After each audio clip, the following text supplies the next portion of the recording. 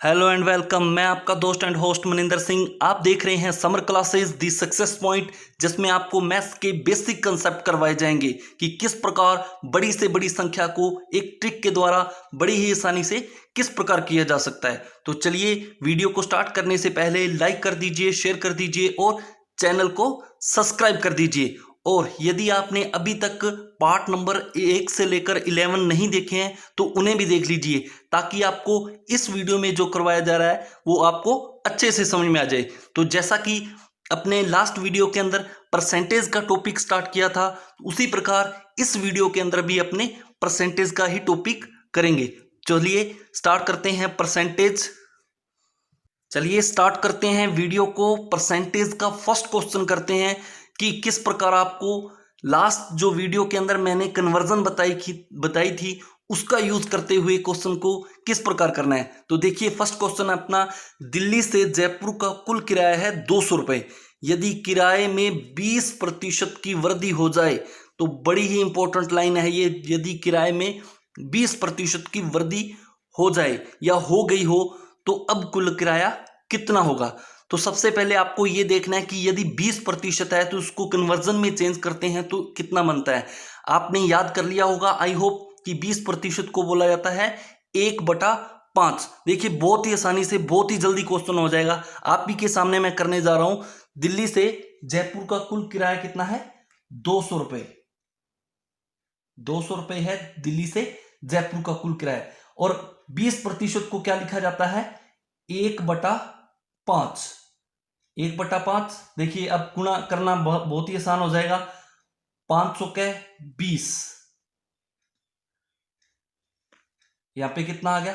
40। कितने प्रतिशत के अंदर कितनी वृद्धि हो रही है? 20 की। और वैसे कितनी वृद्धि हो रही है? 40 रुपए की। तो देखिए, अब उसने बोला है कि अब कुल किराया कितना हो गया। अब कुल किराया हो गया 200 प्लस 40। टोटल किराया हो गया 240 रुपए। आई होप आपको समझ में आ गया होगा। एक बार मैं फिर रिपीट कर देता हूं। यदि दिल्ली से जयपुर का कुल किराया 200 रुपए है, यदि किराए में 20% की वृद्धि हो गई हो तो अब कुल किराया कितना है। तो यदि 20% है तो प्रतिशत को आपको कन्वर्जन में किस प्रकार लिखना है? 1/5 लिखना है। 1/5 लिखते ही आपको क्या करना है? 1/5, 5 का भाग देना है और 1 का क्या करना है? गुना करना। देखिए, 500 का 20 और 40 आ गया। 40 को 1 से गुना किया तो कितना आ गया? 40। ये 40 रुपए वृद्धि हुई है। टोटल वृद्धि कितनी हुई है? 200 प्लस 40, 240। अब कुल किराया कितना हो गया? 240। आई होप आपको फर्स्ट क्वेश्चन अच्छे से समझ में आ गया होगा भाई। तो चलिए सेकंड क्वेश्चन करते हैं। सेकंड क्वेश्चन है अपना, चीनी के भाव 16 रुपए प्रति किलोग्राम से घटकर 12 रुपए प्रति किलोग्राम हो गए। चीनी के भाव में कितने प्रतिशत की कमी हुई है। देखिए, यदि वो सीधे ही बोल देता कि 16 रुपए भाव था और बाद में 12 रुपए हो गया तो कितने रुपए की कमी होती है, हुई है, तो आप बता देते कि 4 रुपए की कमी हुई है। देखिए, यहां क्वेश्चन के अंदर उसने एक नई चीज ऐड कर दी कि कितने प्रतिशत की कमी हो रही है। देखिए, जितनी कमी, जो भी कमी हो रही है वो किसके ऊपर हो रही है? 16 रुपए के ऊपर हो रही है। तो उसी को बेस मानकर आपने क्वेश्चन को करना है। देखिए, करना क्या है आपको? चीनी का भाव 16 रुपए है, 16 से घटकर कितना हो गया? 12 रुपए हो गया। 12 रुपए हो गया तो कितना कम हो रहा है? 4 रुपए कम हो रहा है। 4 रुपए कम हो रहा है। वो कम किसके ऊपर हो रहा है? 16 के ऊपर हो रहा है। तो जिसके ऊपर कम हो रहा है उसको क्या लिखेंगे? नीचे लिख देंगे। और गुना में आपको क्या निकालना है? प्रतिशत निकालना है। कितने प्रतिशत की कमी हुई है तो आपको क्या कर देना है? गुना में 100 लिख देना है। देखिए, अब क्या करना है आपको? 16 का भाग 400 के अंदर देना है। देखिए, करना कैसे है? देखिए, इसको इस प्रकार से भी कर सकते हैं, 4 एकम 4, 4 चौके 16। ठीक है, तो 1/4 निकाल के भी आप इसको कर सकते हैं। देखिए, अब भी आपका क्वेश्चन आसान हो जाएगा। देखिए, अब क्या बच गया आपके पास? 4 का भाग अगर 100 के अंदर देते हैं तो कितना आ जाएगा? 25। तो अब आप कह सकते हैं कि 16 से घटकर 12 रुपए हुआ है भाव, तो उसमें कितने प्रतिशत की कमी हुई है? तो 25% की कमी हुई है। आई होप आपको क्वेश्चन अच्छे से समझ में आ गया होगा। एक बार मैं फिर रिपीट कर देता हूं कि जिसके ऊपर कमी किसके ऊपर हुई है, 16 के ऊपर कमी हुई है, जिसके ऊपर कमी हुई है उसको तो नीचे लिख दिया और जितनी कमी हुई है उसको ऊपर लिख दिया और गुना 100। यदि आपको प्रतिशत निकालना है तो गुना में 100 लगाना ही पड़ेगा, ठीक है। और इसको मैंने यहां क्या कर दिया, 1/4 लिख दिया और उसके बाद 100 से गुना किया और आपका आंसर आ गया 25% की क्या हुई है, कमी है हुई है। किसके अंदर, चीनी के भाव में, चीनी के मूल्य के अंदर। आई होप आपको सेकंड क्वेश्चन अच्छे से समझ में आ गया होगा। तो चलिए थर्ड क्वेश्चन की ओर बढ़ते हैं। थर्ड क्वेश्चन है अपना, एक गांव की जनसंख्या 4000 से बढ़कर 6000 हो गई, इस गांव की जनसंख्या में कितने प्रतिशत की वृद्धि हुई है। देखिए लास्ट क्वेश्चन में क्या बोल रहा था वो, चीनी के भाव 16 रुपए से घटकर 12 रुपए हो गए। देखिए जिसके ऊपर वृद्धि या कमी होती है उसको हमेशा नीचे लिखा जाता है, जैसा कि अपने लास्ट क्वेश्चन के अंदर किया था। देखिए यहां पे क्या हो रहा है, जनसंख्या क्या है एक गांव की, 4000 से बढ़कर कितनी होगी, 6000 होगी। यदि आपसे सीधे पूछा जाए तो आप बोल दोगे कि 2000 की वृद्धि हो रही है, तो आपको जो वृद्धि हो रही है उसको क्या लिख देना है, ऊपर लिख देना है। यदि यहां कमी भी हुई होती तो भी आपको क्या लिख देना था, यहां पे ऊपर ही लिखना था। ऐसे ही अब क्या करना है अपने को, कमी या वृद्धि किसके ऊपर हुई है, 4000 के ऊपर हुई है, तो आपको क्या लिख देना है यहां पे 4000, ठीक है। अब वो बोल रहा है कि कितने प्रतिशत की वृद्धि हुई है, गुणा में 100, जैसा कि अपने लास्ट क्वेश्चन के अंदर भी इसी प्रकार किया था। तो अब करना कैसे, देखिए 2 जीरो से 2 जीरो, 1 जीरो से 1 जीरो कट गई। देखिए अब बहुत ही आसान हो गया क्वेश्चन, 200/4 हो गया, तो 4 5 है 20।